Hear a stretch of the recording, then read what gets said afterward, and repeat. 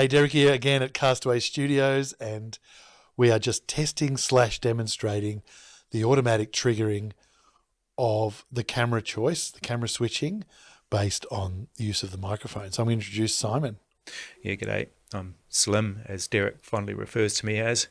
And this is the Slim test, I believe. This is the Slim test. I'm taking over again, and it works. So there is some there's some downfalls. Like, it saves a lot of time and effort and money, I guess, having this automatic triggering. But there are plenty of cases where it really, to be a truly professional full edit, you've got to take all your ISOs and do it at the time. For instance, Simon's going to get a butt in on me right now, and kind of over talking. No. You go first. No, you go first. No, you go first. You go. So if there's 4 people at the desk and they're butting in, and it's what happens naturally, it won't work that well. It'll look pretty chaotic, and it's not going to give you the result you want for a whole video. But recording your ISOs and recording a switched version for this is priceless if you're going to be taking parts of your video and using them for TikTok, LinkedIn, any of the social medias, because it is switched, as Simon will attest. Yeah, absolutely. It switches very quickly. But I think a little bit of choreography, a little bit of kind of time notation could be a good thing to have as a guide for your guests in here, don't you think? Yeah, if that's the case. Yeah, I mean, most guests don't. Look, it depends. Because if you're like me, I constantly interrupt.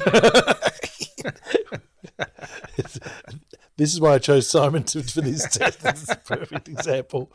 But it is good, because if someone interrupts and it is a successful interruption, you want it to be on them from the start. And if it's not a successful interruption, they get talked over or they back down, then you don't want it to have ever happened in the first place. You just hear their voice and then keep going, or edit it out or whatever. But in this scenario, it's pretty bloody handy, that's for sure. And it's quicker than me doing it manually, because even when someone interrupts and then the host goes, no, you go on, and they have that to and fro, you're kind of in a bit of trouble.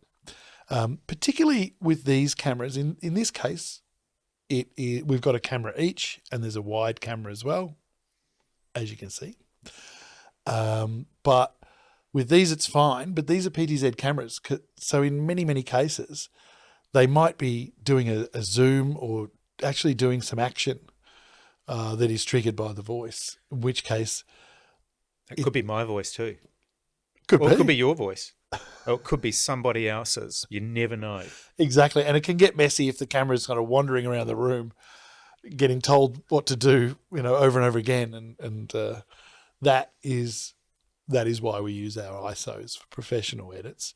But yeah, this is working, and I'm really, really pleased. And I would say it's working better than me sitting there on the edge of my chair trying to switch, apart from the fact that I do have that, if someone's just a bit interrupty or someone's coughing or something like that, then I've got that option to just ignore that and override it.